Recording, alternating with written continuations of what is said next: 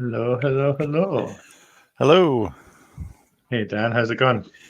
It's going very well at the moment. I will start off by apologizing to the fact that I appear to be a circle that pulses as I speak. My machine is so unstable at the moment that webcams cause it to power cycle at the moment.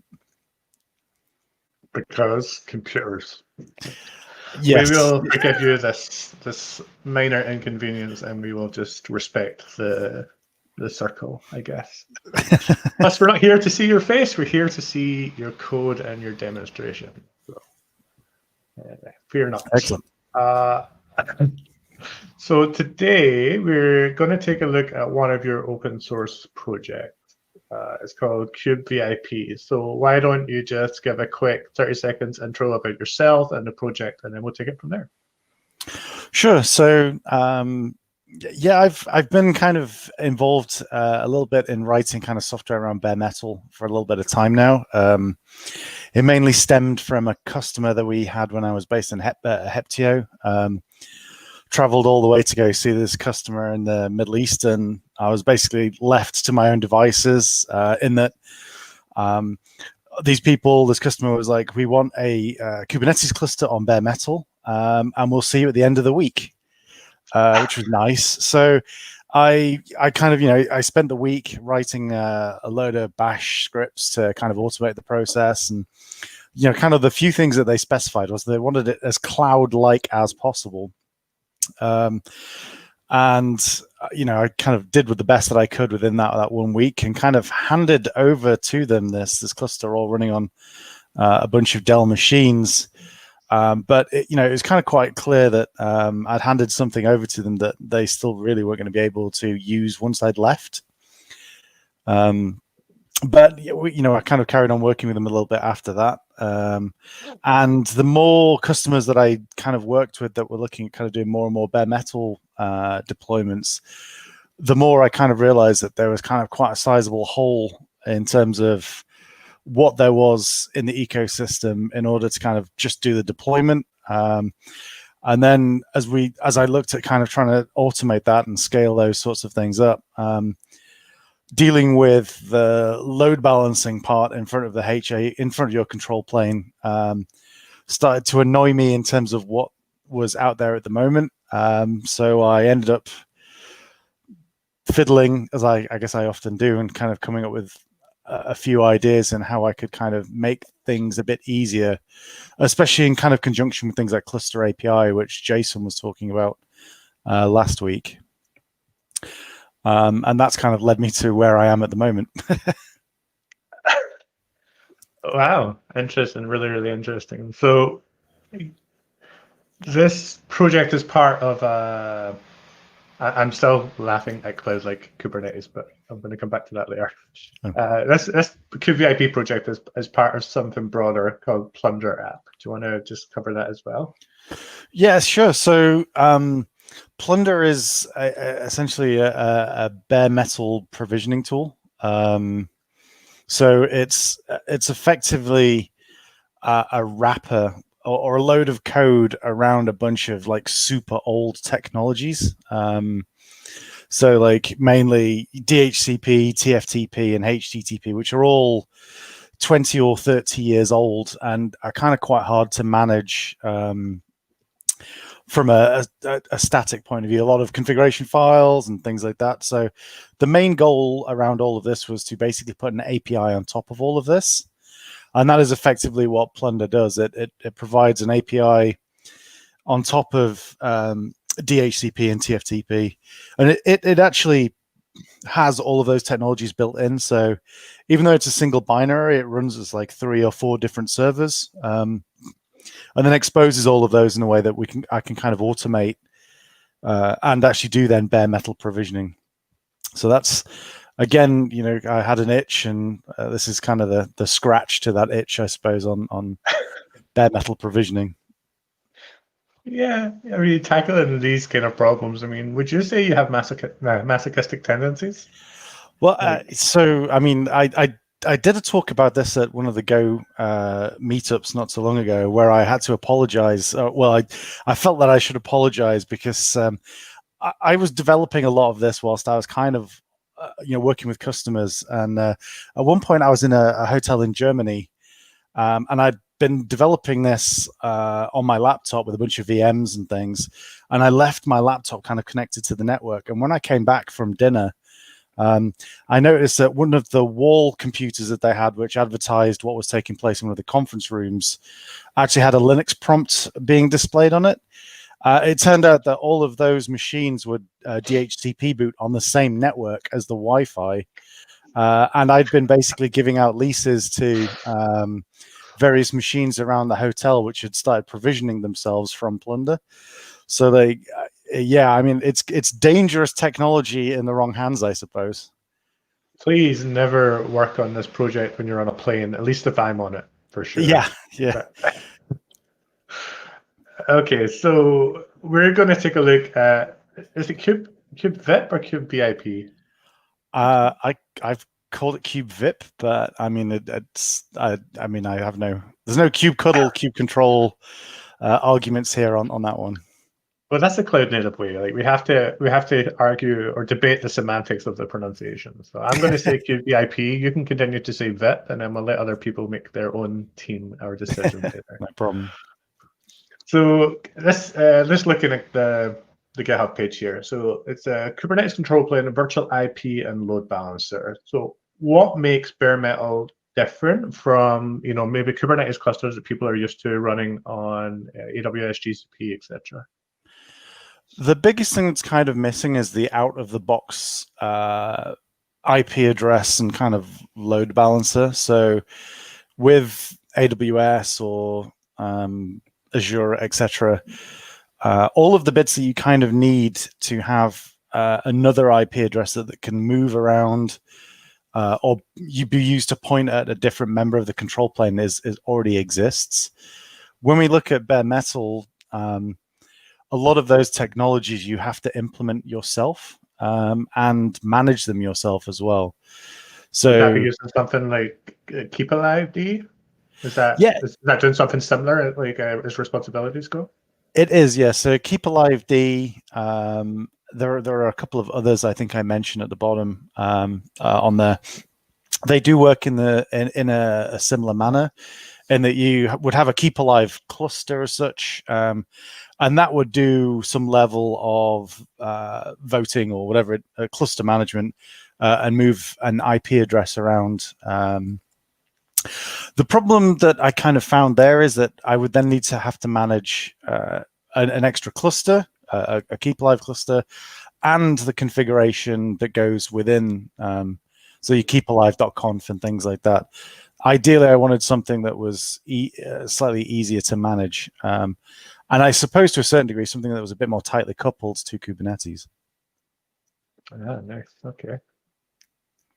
So I believe that you are boldly going to attempt to show us this project in action in two different ways, right?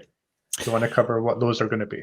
Sure, yeah. So the original plan for kube-vip, or whatever it kind of was in its first guise, was really just to be able to have basically a fourth IP address or an IP address that I would hit, and then I would go to one of the control plane members underneath.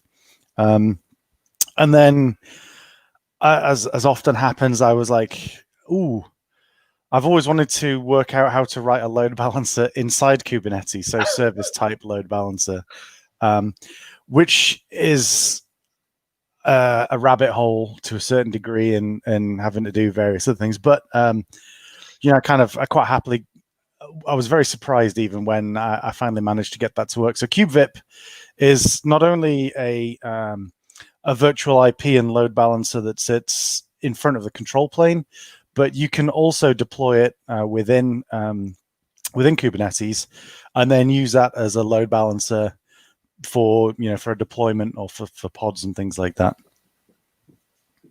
Okay, you're just hitting out with loads of sentences today that I never thought I'd hear anyone in my life say. That I want to know how to write a service load balancer for Kubernetes. Like, surely less than 3 people in the world have ever uttered those words. No, I luckily managed to find a load of work by like people like James Munley, who'd kind of had a play with it years ago and whatnot. And whilst the way that you write controllers has changed, and there's a lot of kind of frameworks around there and things like that. The docs still do suffer a little bit. You are kind of left in the dark in terms of why do I need to implement this and how does it work. But I did struggle for quite some time, but I was kind of quite happy that I did actually manage to work out what was going on towards the end.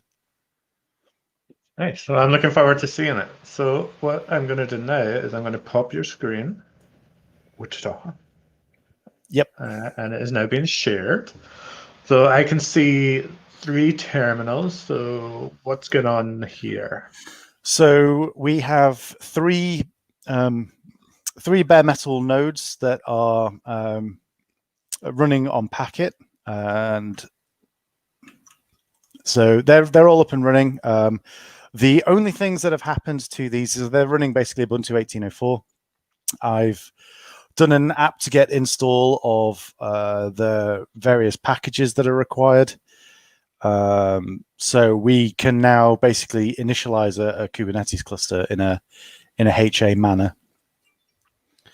So okay. One thing I will do is I'm just going to quickly pop open one more terminal and make that a little bit bigger. Right. Okay. So what we're going to do on the bigger pane, this one here, is we will go through the 2 steps that are needed in order to initialize our first control plane node. And the method around this is kind of a bit important. A lot of this is tied to kube-ADM. I know there are multiple different ways of initializing a Kubernetes cluster.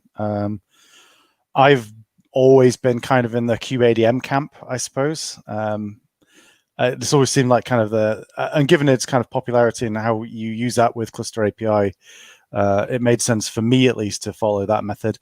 There are a number of different ways that you could perhaps instantiate the VIP side of things, but yeah, I'll step through that. So, okay. So on our first node, the first thing that we're going to do is to do a Docker run. Oh crap. I don't know how best. 1 second. I will need to do something. I'll move this window over here a second so that I can take my key out of the history. It's always the way, isn't it? Yeah. It's just move the window. Nothing to see here. I'll come back in just a moment. I've lost track of the amount of times I've put access keys or tokens onto a screen. Yes. Yeah. So 1 second. If anyone has any questions about kube-vip, Plunder, Packet, anything like that, just feel free to drop them into the chat on YouTube, Periscope, Twitter, or Twitch. Cool. And we will do our best to answer. So if we can pretend we didn't see that, what's actually happening here is that we're going to do a Docker run using the kube-vip image and passing it a number of flags. So there's a number of kind of key important ones really here. The main one really is we're going to be using BGP and we're going to be binding to an internal interface and whatnot. But the main thing here is that we're actually going to be using kube-vip to generate a static pod manifest. So the reason why we're doing this really has been kind of a lot of work that to kind of get around the chicken and egg problem of running a VIP and load balancer inside a Kubernetes cluster. Now, the reason why this is a chicken and egg problem is that of the way that kube-ADM init actually works. So I'll generate this manifest and we'll kick off the kube-ADM init.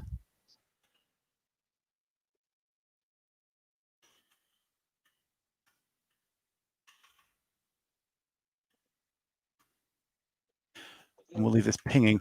So what's actually the chicken and egg scenario here is essentially that kube-ADM init, if we want to use a control plane, we need to give it the IP address of the control plane or the load balancer that we're wanting to make use of. Now, if we are in AWS or we have an appliance like an F5 load balancer, that device already exists, or we can build that functionality before we actually build up our Kubernetes cluster. So we can see here we have successfully deployed the first node.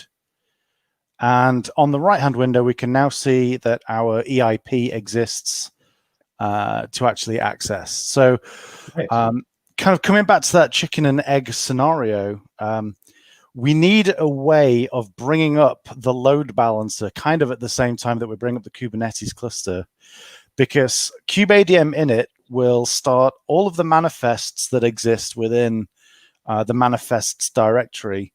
Once it has basically told kubelet to start all of those, the kube-adm init's kind of final steps are to basically check that control plane endpoint and basically do a get on health to make sure that things are up and running as expected. So we will add now in our additional nodes as you would do. Okay, so this is just two other bare metal machines which are now joined in the cluster. So these will take a few seconds or so. But there's another thing that we have to be aware of here. So we can generate the manifest first when we do a kube-adm init.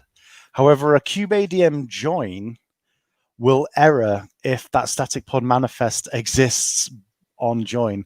So the manifest directory has to be empty on a join, but it can be pre-populated on an init, which I don't know. I mean, I'm waving my hands in the air, but my camera's not on, so such is life.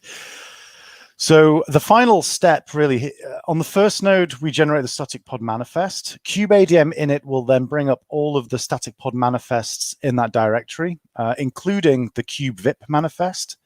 So as everything all comes up, our VIP is initiated and is substantiated.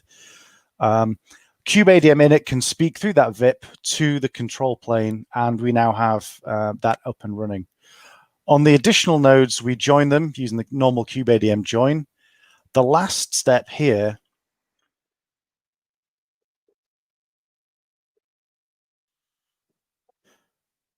one second.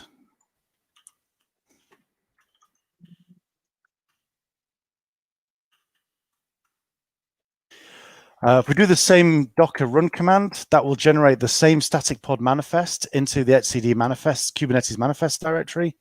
And now kube-vip will be running on all three of the control plane nodes as a static pod manifest. And the way that kube-vip works is that it uses the Kubernetes scheduler leader election. So if I grab our token here, we can kind of see this in action, which is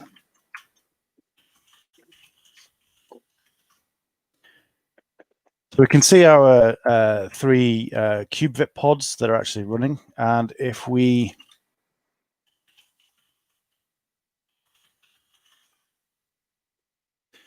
can see here that we have the lock and we have assumed leadership of the cluster. And we're also using BGP to inform the routers that exist within the packet network that traffic for our external IP address should come to this node. Now, this is important because we're going to kill the first node. And we should see on the window on the right, we will lose a few packets as a leader election will take place in the cluster, and our EIP will move to one of the other nodes in that cluster. So 3, 2, 1. Sounds ambitious. Oh. Boom. So that was fast. Yeah, so it turns out we can actually do it faster than that. I've just not had the chance this weekend to implement that functionality, but I'm still learning a lot about BGP. It's a bit of a terrifying technology. There was another major outage this weekend that took place, and when I was implementing this for the first time inside the packet network, I actually had to ask a number of network engineers to sit and monitor the switches for the first time I actually did a failover, to make sure I didn't break anything inside the packs. The last thing I want to do is start breaking bits of the internet and whatnot. But it so turns you out, were responsible for the CenturyLink outage. Is that what you're saying? luckily, I don't think it was me, but there was a Zoom outage when I actually tried this the first time, but I don't think I had anything to do with that. But yeah, it is a bit of a terrifying technology. But it turns out inside the packet network, we have a lot of safeguards in place to prevent people doing anything kind of too silly with BGP.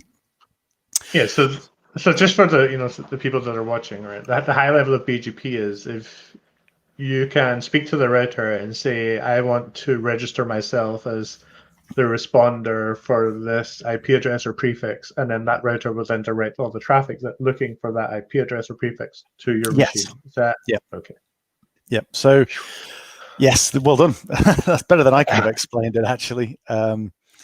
Yeah, so I mean, effectively, what's actually happening is when one of the kube-vip nodes gets the leader election and is given the leader lease, that particular pod will then start advertising an IP address in a number of different ways within packet or using just BGP generally.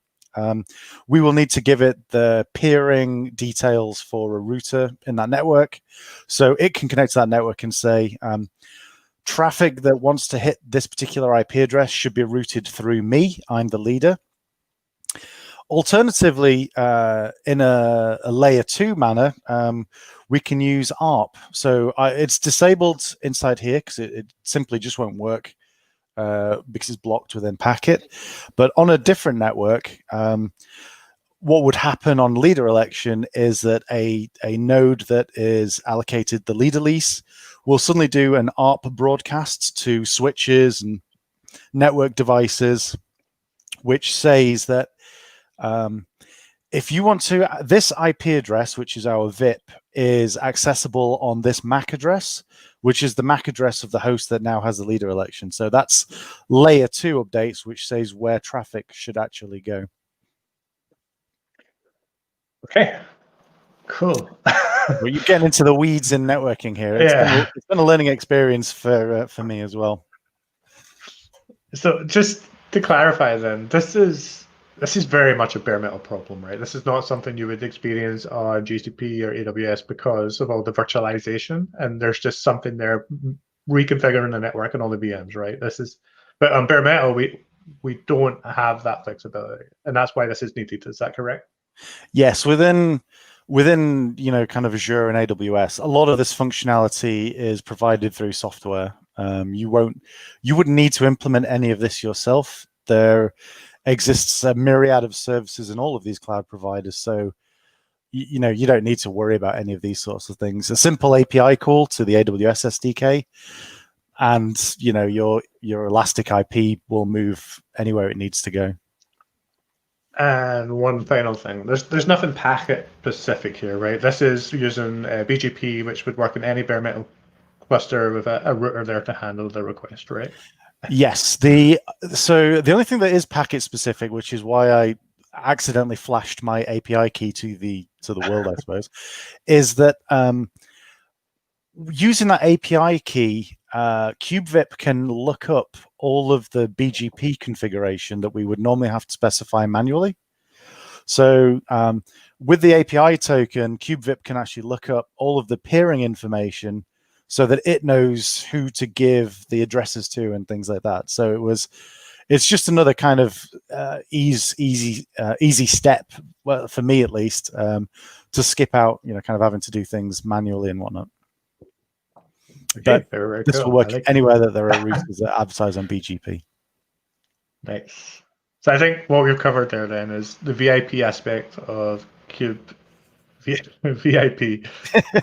And we have and I should have said VIP there just to kind of break that up, but we have a highly available Kubernetes control plane with relative ease. Yes, that's great. So I tried to make it follow as much of the kubeadm path, steps, whatever you want to call it, as much as possible, and to automate things as much as possible as well. So either dropping static pods, either dropping static manifests into the manifests directory. Another option is doing either kubeadm init in phases, or having a program that runs and watches for the API server coming up for the first time and immediately dropping a daemon set in there before the kubeadm init process finishes. That daemon set comes up along with the VIP. kubeadm init can hit that VIP and verify that the cluster's up and running and things like that. It's very hacky, but there's no real nice options at the moment. Could we not? I don't want to, go into this too much. It's not really what we're trying to cover, but this feels like something systemd could solve using their triggers. Like when this process comes up, then go and write this manifest this directory if it doesn't exist. Yes, possibly. I mean, so things like cluster API vSphere, they've added now some webhooks in there, I think, which will generate just static manifest YAML as part of the deployment of new cluster API vSphere VMs. So they've actually taken the instantiation part and added that into their provider themselves. As I said, there are a number of different ways to do it. It's just kube-vip needs to come up before kubeadm init finishes, but Kubernetes isn't up before kubeadm init starts and things like that. So you need to find your way into the middle of the process one way or another. Right, okay. That sounds too complicated. I'm going to just pretend and say, cool, yeah, good luck fixing that. So let's talk about the second part of kube-vip then, Okay. as a load balancer, right? Yes. So this largely works in the same way. So these are going to be a little bit hard to see. Really need to focus on the main window here. I have a 5-node cluster that's up and running with two worker nodes and 3 control plane nodes. They've been brought up in the same way. The only real difference here is these machines aren't on packet. So the control plane nodes are simply using ARP for that. However, the main part that we're going to be looking at really is deploying an application and then using kube-vip to advertise it in the same manner. So relatively straightforward. I should know how to use my own code, but I'm actually having to get the docs up at this point. So if you go to kube-vip.io, actually I can pop it here, I think. If we actually go to the main website itself. Nice logo. We've got to judge every project by its logo. So. Absolutely. So there is documentation for either doing the control plane load balancer, which, as I mentioned, is one additional step to kubeadm init, and then actually doing a Kubernetes service type load balancer. The load balancer part is a little bit more involved in that we need to deploy a couple of manifests. And the reason being is, I guess there's a few things that we need to kind of consider when doing service type load balancer. The main part really is the fact that we basically need a CCM, a cloud controller, because the cloud controller is the component inside the Kubernetes cluster that will sit and listen for things like service type load balancers. And it's the cloud controller which would speak to something in order to actually set that load balancer up. So for instance, in AWS, the CCM will more than likely speak to your Elastic IP service, provision that Elastic IP, and kind of do all of the plumbing to bring that traffic back into your Kubernetes cluster and whatnot. We need to do the same with kube-vip. So what I'm going to do, though, so these are the 2 manifests that actually will just get you running out of the box. I've actually been working on some additional functionality which may break, probably will break. Controller okay. DHCP. So this was a suggestion by a colleague when I was at VMware, who wanted to be able to do service type load balancer, but for like home networks, where they didn't really want to have to worry about managing their own IPs and whatnot. So this we'll go through the normal steps, and then hopefully we'll be able to demo this as well. But what we've actually done here is we've created, we've applied 2 manifests. The first manifest will deploy the Plunder cloud provider. So this now will take this cluster, and when somebody wants to deploy a service type load balancer, that cloud controller will basically handle all of the bits that are actually required to do that. The second manifest is the manifest that deploys kube-vip within a cluster itself. And the architecture for this is a little bit funny. I've got a diagram of it somewhere. Here we go. I don't know if this will be visible or not. But the way that it kind of works is that you typically will deploy a kube-vip cluster inside a namespace. What this allows you to do is to specify a CIDR range for that namespace. Have I lost you? Oh no, I'm still here. I'm okay, just reading this diagram and. Okay, so basically this allows us to use a different network range for each namespace. It also allows us to kind of have segregation based upon network configuration in a particular namespace as well. In the deployment that we've done here, we've just deployed kube-vip in the default namespace. We should be able to see this. So what's also happening here is I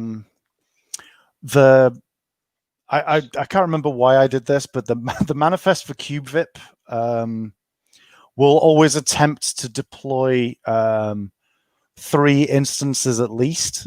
But I've only got 2 nodes here, and there was logic in the manifest to stop kube-vip instances sitting on the same node.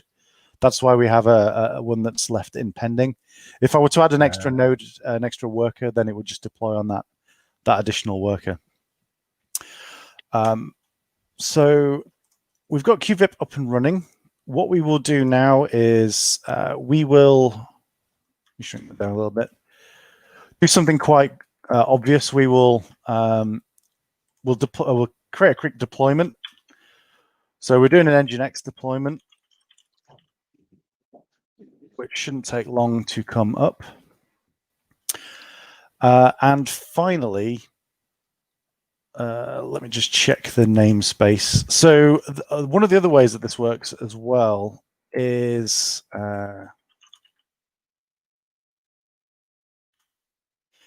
it uses a config map in the kubesystem namespace, which is where the cloud controller lives, so that whoever is the admin of the cluster defines the network ranges that kube-vip can run in a particular namespace. We can see here.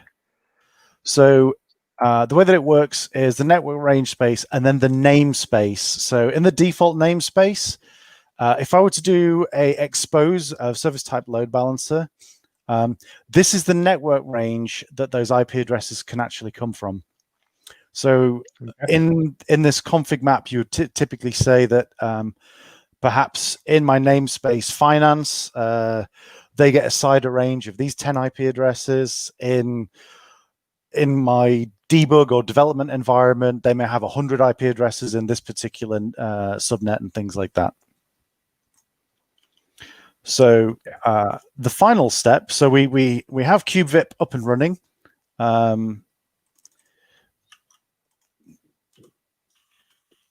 So now you're going to load balance those 2 Nginx pods, right? Yes. There we go. So what we're going to do, we will expose those.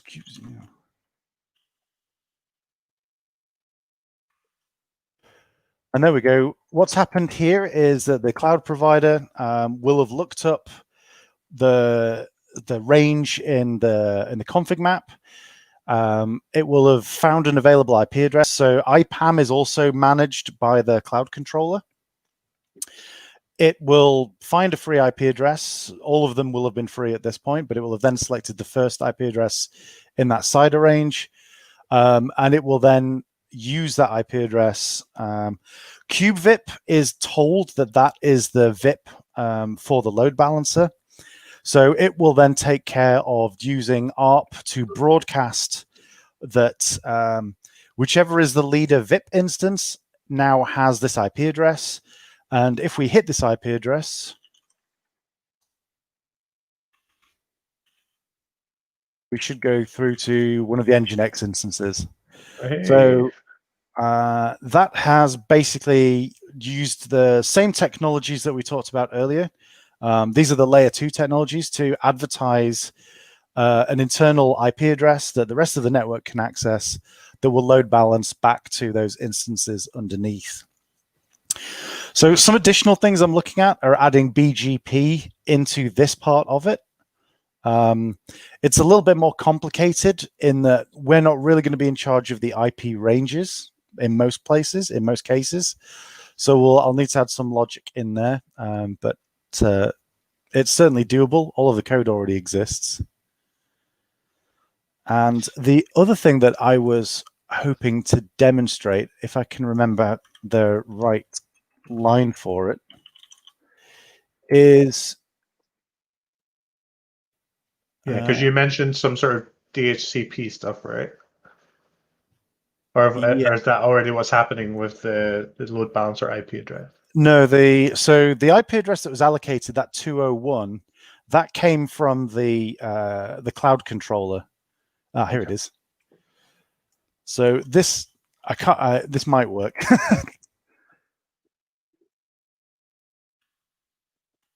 And let's give the name -DHCP. Dun, dun, dun. Right. Oh, what have I done there? Nope. I need to give it the. That's the name of the deployment. Our load balancer will be called -DHCP. Live demos. Huh? Right. Okay. So what I've done here is we've specified a load balancer IP of 0.0.0.0.0, which obviously is a kind of a nonsensical IP address. And if I've gotten the right image downloaded, I was in a bit of a rush. What will actually have happened is that instead of the cloud provider looking at the CIDR range and finding an IP address that is available, that the kube-vip instance that was the leader will have actually done a DHCP request from the network that it's on, which the idea behind this is kind of edge environments where we don't want to worry about IPAM. We basically may have a tiny Kubernetes cluster that sits under a small router somewhere. And we can basically just have the router use DHCP leases and apply those into our load balancer instance. Nice. Oh, it's not worked. Maybe I've got the wrong pods downloaded. If it had worked, it sounded impressive. Yeah, if it had worked, we would have had the DHCP IP address here, not the 0.0.0. Damn it. Live demos. Okay. Well, that's okay. I think you described it really well. Oh, you're going to try and fix it? Live debugging. I've got the wrong interface. It's ends 160. My config is wrong. Oh, that's what's wrong. So it's basically if my config had have been right, what would have happened is that it would have done a DHCP request on that interface, and we wouldn't have had this issue. If we have time, I can probably try and fix it. If not, it's not really the end of the world. It's a config issue, not my code, apparently. But yeah. There we go. Excellent. So yeah, Okay. So that allows you to have Kubernetes. Sorry, I'm kind of talking over you there. That allows you to have services which register themselves on the physical network, right? That's kind of what this is doing. Yeah, So absolutely. that service would be available to anything on my network, whether it's part of the Kubernetes cluster or not. Yes, absolutely. So the person who came up with this idea was just for like home lab usage.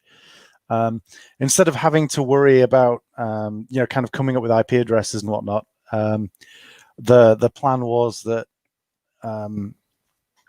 DHCP that already exists in the building or from his ADSL router, it basically, if I do an expose and pass that IP address, then my router will give me an IP address on the network, and I don't really have to care about it. I'll just get that IP address to get services, and that router supplied IP address is my load balancer IP address.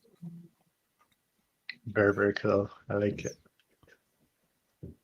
So I guess the big scary question I've got then is everything you're showing so far is IPv4. Run. What's the status of IPv6? Is this still applicable? Is this still something that you want to support, doesn't support yet, or does it support it already? I have not even tested IPv6 at this point. As I mentioned, this has mainly been to kind of scratch an itch internally, and I don't really have any IPv6 in my house really to test this. And the people that are starting to use this, nobody has actually raised a requirement for IPv6 at the moment. However, all of the things that it's actually doing, there shouldn't be any real reason why it would be an issue to implement IPv6 support. Okay, maybe that's something I'll try, and I guess maybe spin up a cluster the next hacking pack. Try to IPv6 only. I think there is some of the Go API. Some of the Go calls are maybe IPv4 specific. I can't remember off the top of my head. And for the BGP stuff, it is specifically doing IPv4 routes that it's adding. So that definitely would result in an error off the top of my head. But as I mentioned, I don't see why not. It's just not been done. That's all. All right, that's awesome. There is a lot to take in there, but that is all very, very cool. What's coming next? What's next on the Plunder hit list? So there's a couple of things that have been suggested by a couple of colleagues that I've basically kind of half implemented and should be coming in next release. One is UPnP. So what that means is that if we do a kubectl expose, again, these are kind of for like home or edge networks and things like that, and we enable that, the port that we specify as part of the expose would also be specified on your router. So you could do a kubectl expose port 18080, and your router would port forward immediately to the kube-vip instance in your Kubernetes cluster. So you could expose a service at home to the internet using UPnP. Okay. And finally, does that make sense? Yeah, I think I'm just catching up with you. I'm just thinking about it. So yeah, continue. Yeah. So it's basically normally if you had a service inside your house, you would need to go to your router and enable port forwarding. But the majority of home routers typically will support UPnP, which would allow us to basically broadcast whichever kube-vip instances leader will broadcast this port I want to expose via UPnP back to myself, and UPnP will take care of the port forwarding automatically. So a kubectl expose will automatically tell your home router, open this port on your firewall, and incoming traffic on that port should also come to this kube-vip instance. So I get it. Okay. I'm with you now. It just took a bit longer than most. A multicast DNS as well was something I was thinking about implementing. So we could expose a service and we would MDNS it. So a bit like Bonjour, well, exactly like Bonjour services and things like that. A service would be advertised on the network. Your load balancer service would be advertised through multicast DNS. I'm not entirely sure who or anybody would ever use that, but I don't know. I was coming up with a bunch of random ideas one night, and that just seemed like something to implement as well. All right, random ideas are the best ideas. Yeah, absolutely. And then maybe IPv6. So yeah, definitely IPv6, because IPv4 is, we're done with that, right? The whole world is IPv6 now. That's what I hear. So we got 2 comments. So Bradley said sweet. I think that was on the UPnP stuff. But he also asked a question. And I think we're just jumping back maybe 5 minutes now. But what he says is, am I right in thinking that your router would be able to handle a DHCP request from the controller and assign your machine another IP address? So I guess this is the DHCP support that he's referencing here. So it really does need a diagram because it's a little bit hard to explain. But what would actually happen, what should have happened is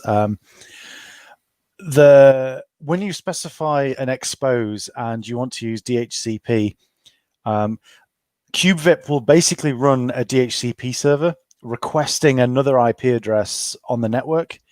It will create an additional interface within the host that's the leader, and it will bind the lease, your DHCP IP address, to that additional interface. So we have your ETH0. You can have ETH0:0, ETH0:1.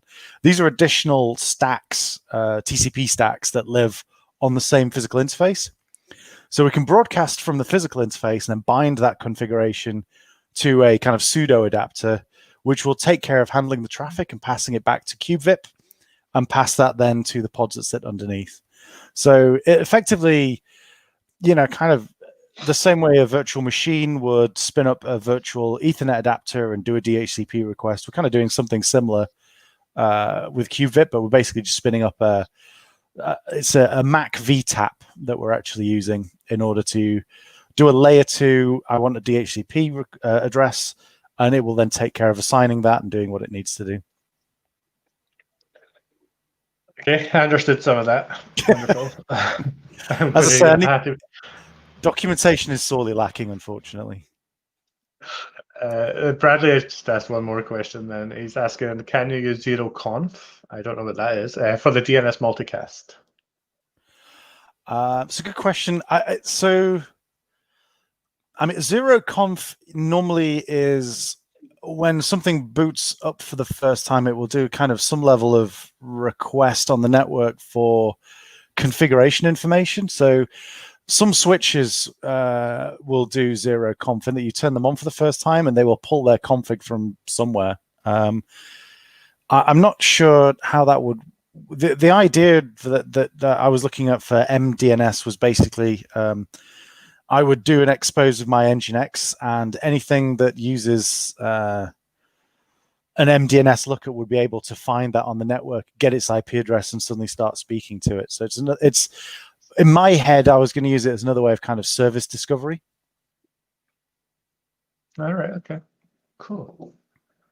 I think that handles all of our questions. Do you have any closing thoughts that you would like to finish on? No, not so far. I'm, if anybody has any suggestions or things that they would like to see implemented, then feel free. I'm always kind of looking for new things to implement and kind of fiddle with. It's out there. If you want to use it, go for it. If you've got any feedback, I'd love to hear it. All right. Well, thank you very much, Pulsing Circle Dan. It's been an absolute pleasure. I have learned a ton. So thank you very much for joining me. It was really cool. I enjoyed that. Thank you. All right. Have a nice day. I'll speak to you all soon. Thanks. Bye.